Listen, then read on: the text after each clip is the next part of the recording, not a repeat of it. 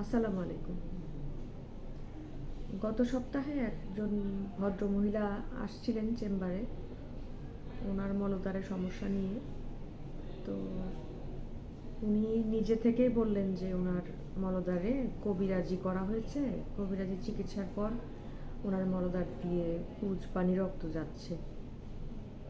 তো এই অবস্থায় যখন পরীক্ষা করলাম তখন খুব খারাপ লাগলো দেখে, কারণ হচ্ছে জায়গাটা একেবারে মানে হয়ে গেছে একদম, ইনফেকশন হয়ে জায়গাটা একেবারে মানে ধরার মতো না আর কি, ধরা ছোঁয়ার মতো না। তো ডিটেলস একটু টুকটাক জিজ্ঞেস করতে হয় পেশেন্টকে। সেই হিসেবে জানলাম আর কি যে ওনার ছেলে আমেরিকায় থাকে। ফ্যামিলিতে ওরকম মানে সেই রকম এডুকেটেড ফ্যামিলি এবং আর্থিকভাবে সচ্ছল ফ্যামিলি, কিন্তু বিশ্বাসটা করে ওই প্রাগৈতিহাসিক যুগের চিকিৎসা পদ্ধতি, যেটার অনেক ঝুঁকি আছে। তো আলটিমেটলি উনি কিন্তু আমাকে দেখানোর আগে আরও একজন সার্জারি ডাক্তার দেখিয়েছেন। সেই ডাক্তার আবার ওনাকে বলেছেন যে অপারেশন করলে ভালো হয়ে যাবে।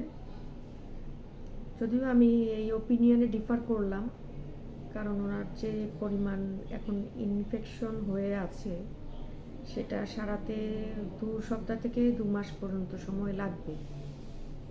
তারপরে দেখতে হবে যে বিষয়টা কতদূর কী অবস্থা। তো এই অবস্থায় আমি বললাম যে আপাতত কিছু চিকিৎসা চলুক, পরবর্তীতে আবার আমরা দেখব। তো এ হচ্ছে অবস্থা। তো ভদ্রমহিলা কিন্তু ঠিকই কষ্ট করলেন, শারীরিকভাবেও কষ্ট করলেন, আর্থিকভাবেও অনেক লুজার হইলেন। শেষ পর্যন্ত আমাদের কাছে আসা লাগলো, এবং ওনার যে সাফারিং সেটা হয়তো আমরা খুব ভালো চিকিৎসা দিয়েও এটা সম্পূর্ণ কিওর করতে নাও পারি। অথচ রোগটা যদি প্রাথমিক অবস্থায় উনি আমাদেরকে প্রথম দেখাতেন তাহলে হয়তো মেডিসিনে উনি ভালো হয়ে যেতেন, 1-2বার মেডিসিন খেলে ভালো হয়ে যেতেন। এটা আসলে আমাদের জন্য খারাপ লাগে যে যাদের আর্থিক স্বাচ্ছন্দ্য আছে, সেরকম কোনো দৈন্যদশা নাই, সামাজিকভাবেও ভালো পজিশনে আছে, তারাও কিন্তু ওই কিছু কুসংস্কারে আচ্ছন্ন থাকেন এবং এই ধরনের জায়গায় চলে যান যেখানে ওনাদেরকে অপচিকিৎসার মুখোমুখি হতে হয়। অনেকে হয়তো টুকটাক সমস্যার জন্য গিয়ে ভালো চিকিৎসা, ভালো রেসপন্স পান, তারাই প্রমোট করে তাদেরকে নিয়ে যান, যার ফলে এই ধরনের কেসগুলো বাড়ছে। প্রায় সময় আমাদের কাছে আসে। তো এই ভদ্রমহিলাকে দেখে বেশি খারাপ লাগলো, কারণ ওনার ছেলে ওনাকে বারবার ওনার খোঁজ খবর নিচ্ছে আমেরিকায় থেকে, কিন্তু ওনার মা যে একটা কঠিন ঘটনা ঘটিয়ে ফেলেছে, এটা হয়তো ওনার ছেলে মানে পুরোপুরি জিনিসটা বুঝতে পারলেও তার কাছেও খারাপ লাগবে।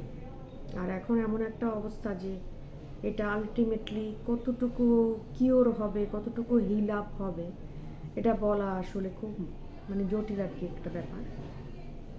তো যাই হোক, এটা সবার সচেতনতার জন্য যে আসলে আপনার কি রোগ হয়েছে এটা ডায়াগনোসিস করা খুবই জরুরি, এবং একজন এক্সপার্ট ডক্টরকে দিয়ে ডায়াগনোসিসটা করলে সবচেয়ে ভালো হয়।